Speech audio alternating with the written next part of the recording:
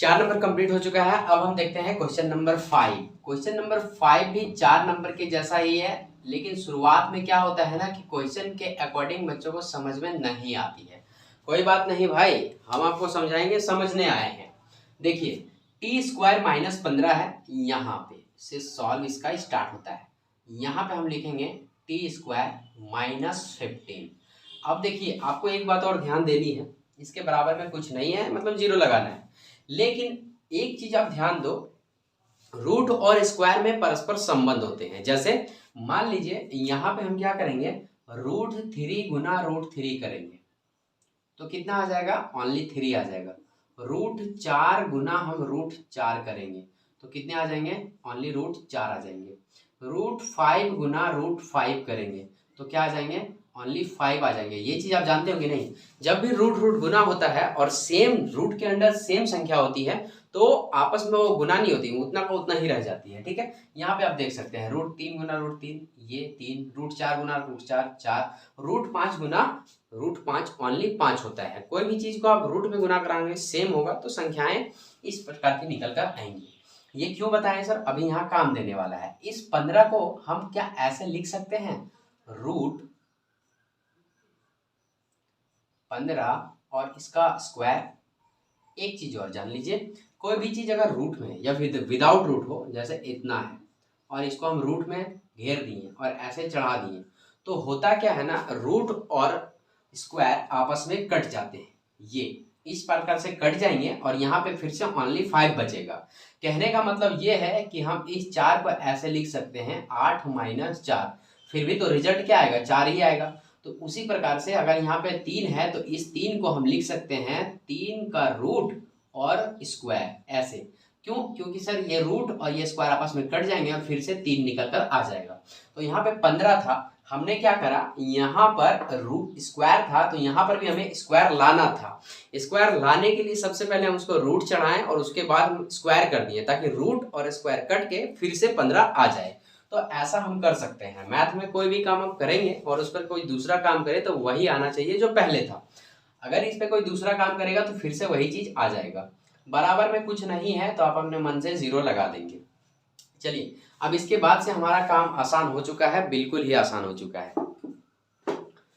यहाँ के बाद ना आपको एक फॉर्मूला जानना होगा, हम ऊपर में लिख देते हैं।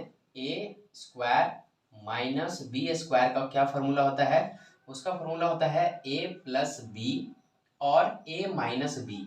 आप कहीं कॉपी में से कॉर्नर में लिख लेंगे, ये काम देने वाला है। यहाँ से आप देखोगे तो ये ए स्क्वायर है और ये माइनस बी स्क्वायर है, मतलब इस फॉर्म में ये टूट जाएगा। इसे तोड़ेंगे ऐसे, टी प्लस यानी कि ए प्लस बी, बी की जगह पे क्या है रूट अंडर 15, ब्रैकेट बंद कर देंगे और फिर से ए माइनस बी मतलब टी माइनस रूट अंडर 15 और इक्वल टू में क्या आ जाएगा भाई साहब, 0। ओके, इतना तक समझ में आ गया। आई होप कि ये क्वेश्चन आपको समझ में आया होगा, ये बेहद ही आसान क्वेश्चन था।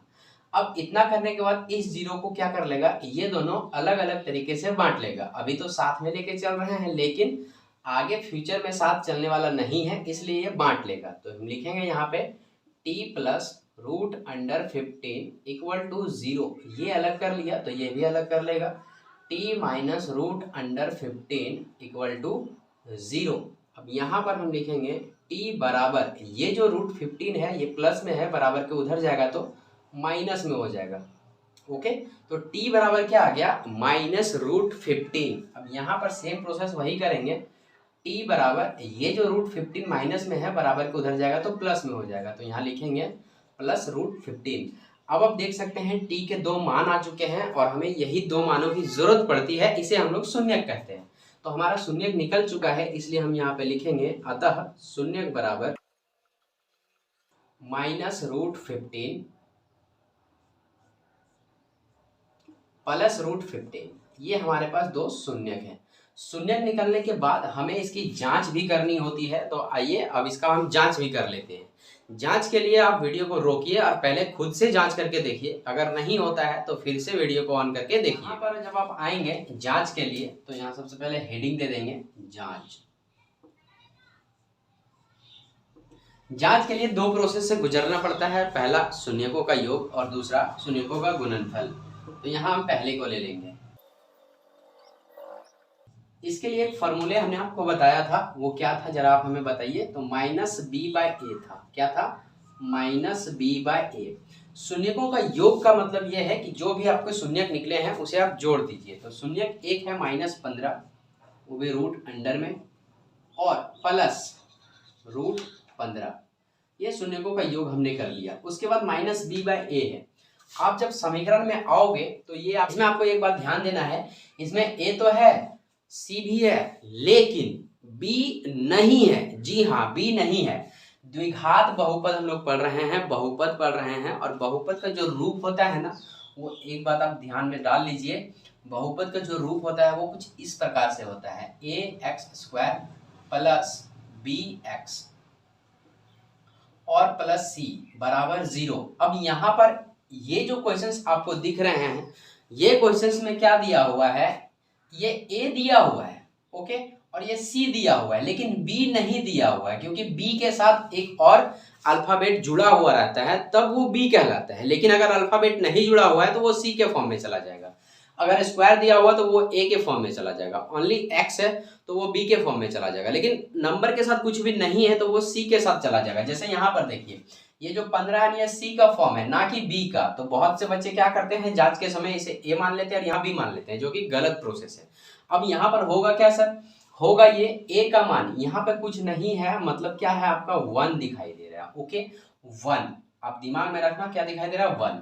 तो यहाँ पे आइए, यहाँ b का मान क्या होगा, b का मान यहाँ 0 हो जाएगा। क्या हो जाएगा, 0।